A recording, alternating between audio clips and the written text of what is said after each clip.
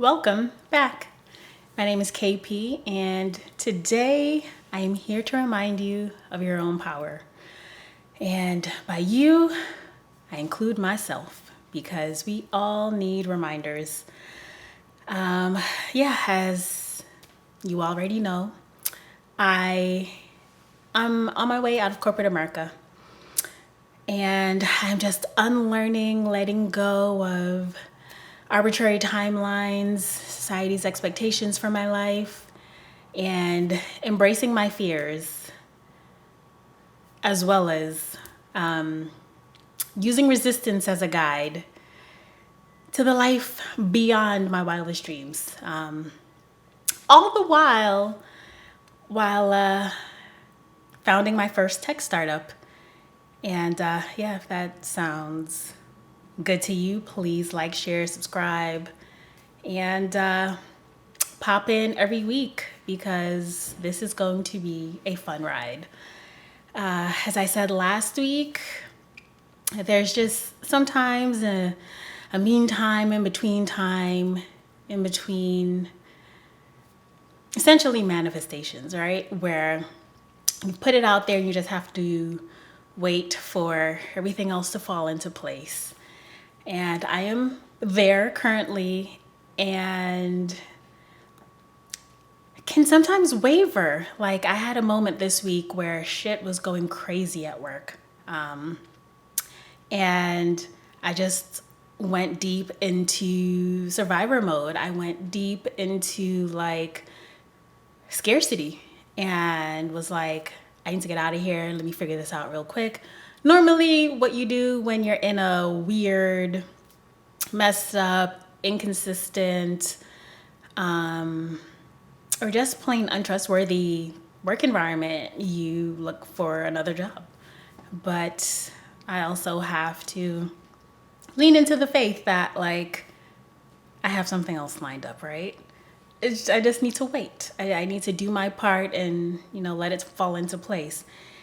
And I probably had like an hour-long spiral where I was like, pulled out my side laptop, my like home laptop. I was just like, let's see what we can do, what we can find. Let's just dig into our options. And after a little bit of a spiral, I came back to myself, thankfully. My spirals don't last for hours or days or weeks or whatever anymore. It's just like minutes of panic, and then we come back to self and realize, no, we're good. We've done this before, many times before. We'll see it through. And that brings me back to my move to Charlotte. I'm one of those who moved during the pandemic, which, when you think about it, it's just the most unlikely time to make any kind of huge life decision like that. But thousands of us did. I mean, globally, millions of us did, right? So we can really do the unthinkable, and we just have to keep leaning into our faith in ourselves. We have all the power. So I just wanted to go into today into very, very detail and into a lot of detail about my move. I guess I'll start way back. Just a little preface. Born and raised in Brooklyn. I have lived elsewhere, London, Paris, and had just, since I had come back from grad school in London, for those 8 years, I had been itching to get out again, try another location. I'm just adventurous and curious. So I was like, West Coast, easy enough. Working in tech, e-commerce, it's like there are plenty of options over there. So I would say the best option that I had was at Apple through the consulting firm that I worked with. And they were like, yeah, you're perfect, but you would have to like move like yesterday. We need you here like now for you to get the role. And while I was willing to like up and move, the timetable was too much of a crunch. It didn't work. So I was like, fine. Stayed in consulting. It was great. And then 2020 hit, and actually I'm gonna get into it. So 2020 was also the year of the election, and in 2019, when I was planning Trinidad Carnival for myself and some friends, I was like, I'm gonna have to go to Trinidad and take a hard look around because I'm gonna need options. If this country reelects this man again, I can't stay here. I can't do it again. I can't do another 4 years of that man. So, ended up going to Trinidad, poking around. I had also looked on LinkedIn. The jobs were scarce, which I had already known, but you just gotta step out on faith sometimes. You just gotta, wish for the best. So my cousin, my little cousin, he is in administration at Nestle. He's, I think, the only person in my family in Trinidad who's in corporate. And I asked him, so how's your job situation? How do you like it? What are the options? And he was like, he's holding on to his job for dear life because there really aren't any options. And I was like, I knew that, but just thought I would ask. So I just continued to enjoy Trinidad Carnival and came home. Things started to devolve with the pandemic. And I would say within the first month, I was ready to make a move. I don't know what about that first month, about just the horror of it. I don't know what it was, but I guess it just gave me time to sit and think and some quiet. I had been saving just shovel loads of money. I had a routine. I had a spot for every night of the week. And when I look back on it, I was spending thousands of dollars on food and entertainment per month. I was probably spending like $400 to $600 a week on food and entertainment in New York City. So yeah, when everything was shut down, I was padding my savings. And I was like, all right, what are we gonna do with this savings?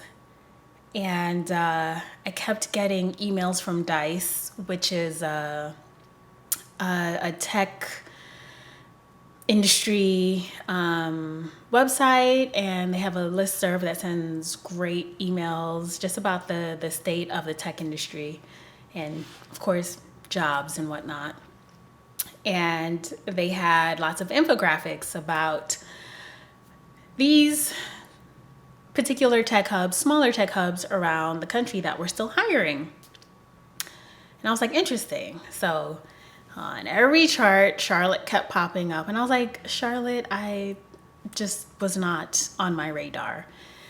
So I did my Googles and I was like, okay, this is cool. And of course, because Google's nosy, all that information went straight to YouTube, and I started getting YouTube videos about it. And there was one person in particular who just used the time, the quiet of the city and the free time he had on his hands, and drove around Charlotte neighborhood by neighborhood and just filmed. And that pretty much solidified it for me. I could get a feel for Charlotte through those videos. Like when I tell you dozens of videos, dozens, like I need to send him a Zelle or something because he did a huge service, and I'm sure he's the reason why so many people moved to Charlotte who were considering other places. But Yeah, I mean, Charlotte was one of my early options, but it wasn't the only one because again, Charlotte, what? That's so random. So my initial list was a long list and it was varied. It was Charlotte, Atlanta, Portland, Seattle, Chicago, Philly, Miami, Austin, Dallas, Houston, Phoenix. Like, because I am so adventurous, it just made sense to cast my net wide. And I, little by little, got real with myself about what I wanted. Not just like, oh, let's just have fun and try new things. No, girl. Like, you want a better climate. You want warmer climate. You want humidity. You want, because for my skin, I wanted ideal conditions. So that cut out Chicago and Philly and places like that. And while I was doing my research, I was also creating a spreadsheet of all of the things that I would need during my move. So that included like television, bed, mattress, lamps, like all of that. And it was like an Excel spreadsheet. Well, it was a Google sheet, and it had the name of the item, the cost, the quantity, and the website link. So that when it was time for me to move, I could just hit that link, hit the quantity, whatever, order, done. I didn't realize at the time that that's like a manifestation practice, or at least a principle, right? To just plan, to like have it down on paper, ready to go. Boom.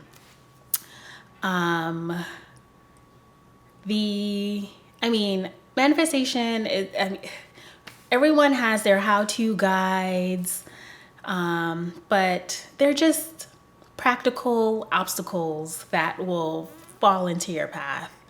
Some are expected, some are unexpected. And I just could not change the fact that the New York City DMV was closed. All DMVs were closed, right? Being a stereotypical New Yorker, I did not have a license. I did not have a learner's permit. I had done all of that when I was in college. And yeah, by the time I was grown, I was like, well, what am I getting my license for? Like, what? I'm not getting a car. Like, when you live in New York City, what's the point? It's nothing but a headache, alternate side parking, yada, yada. I was like, yeah. So I never bothered to follow through with the road test or anything. So yeah, I, like a hawk, stalked the DMV, the New York State DMV's Twitter account. I stalked the website. I was on there every day refreshing until finally, like towards mid-July, they were like, all right, we're going to open up reservations again tomorrow morning. So I was on there that morning, like at 6 a.m., refreshing. I got a slot on the first day that they were open, took my test, passed, and called the driver's school that I had researched. I had researched tons of driving schools around Brooklyn. This one was well rated. Boom, I already had their number in my phone, called them, and was like, let's go. So yeah, there's a methodical way. It's not just magic and fairies. It really is like planning and being prepared to hop on the opportunity. So yeah, then it was like, girl, all right, we are about to get this license. Do we have a car? Doing research on cars. My mom had a truck that her partner had gifted her, but my mom was not with the alternate side parking or any of that either. It was more of an inconvenience for her than anything. And I was just like, in my head, in my soul, I was like, I need that truck. Let's get that truck. Of course, when push came to shove, when the time came, she was just like, "You want the truck? Here's a free truck." So yeah, I manifested a whole free car. And I mean, for months, like, she didn't know that I was taking my driving test. She didn't know I was manifesting a move out of state at all. Like, this was all a surprise to her. I didn't let her know until I had landed a job. So yeah, when I got my license, when I passed my road test in September, I told her, and she was like, "Okay, well, great. Now you can help me like deal with the car stuff and move it." And I was like, yeah, sure. So yeah, that happened really, really quickly.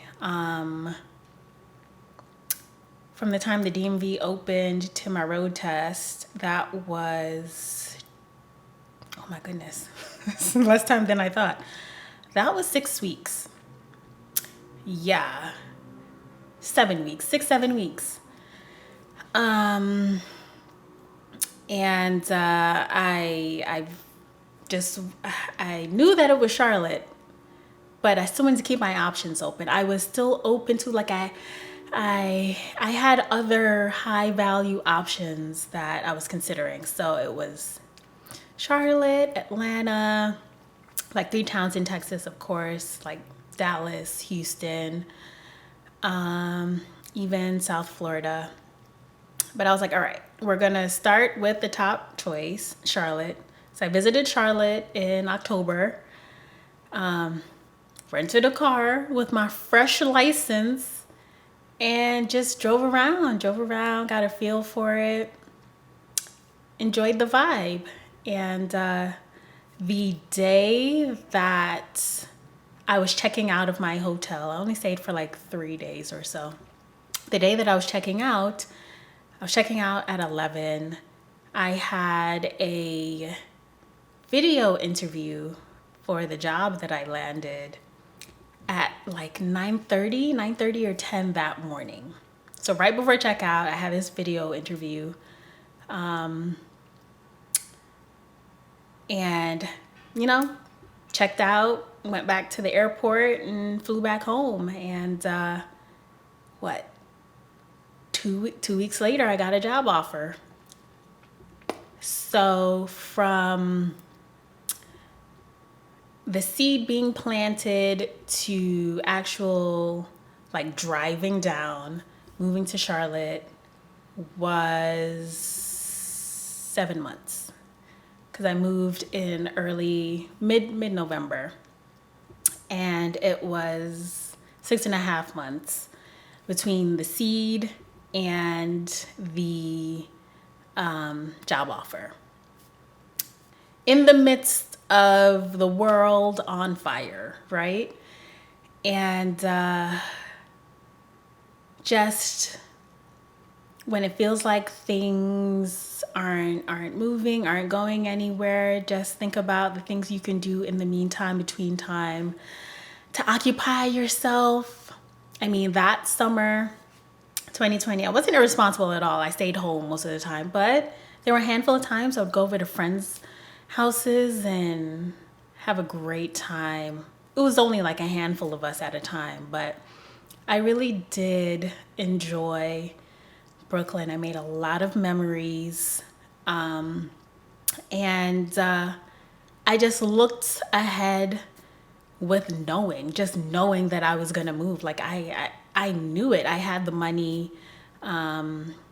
I had the logistics planned out. Like I've said before, just knowing. And yeah, this is one of those times in my life where I just need to lean into that knowing and keep doing the things that I can do that provide little results for myself, things that keep my spirits high, and things that keep me looking ahead. Because when you look ahead, of course you're supposed to be present and in the moment. But when you look ahead to like you having what you want, everything rolls off of your shoulders in the moment. Like everything that gets on your nerves, everything that's holding you back. Yeah, it's just not, it doesn't matter. It just does not matter anymore because it's only for a time. It's fleeting. And there have been so many things in the past that I've manifested that I didn't even realize. Like I had planted a seed somewhere. I had just said something to someone and months later they come back to me like, you remember you said this? And like, congrats, now you're doing it. And I'm like, I don't remember saying that. So that's all this is, just to, in the meantime, in between time, not just have fun and do things that you're called to do, but put things down on paper, plan. And in those moments where you're all planned out, you've got it all figured out, just think back to all of the amazing stuff that you've already manifested. All of the things that came from a seed and grew into a tree, a forest, the forest of things that you have manifested. So yeah, this was as much for me as it was for you. I hope you got value out of this. Take some time and love on yourself and just marinate in your power. So till next time, with love.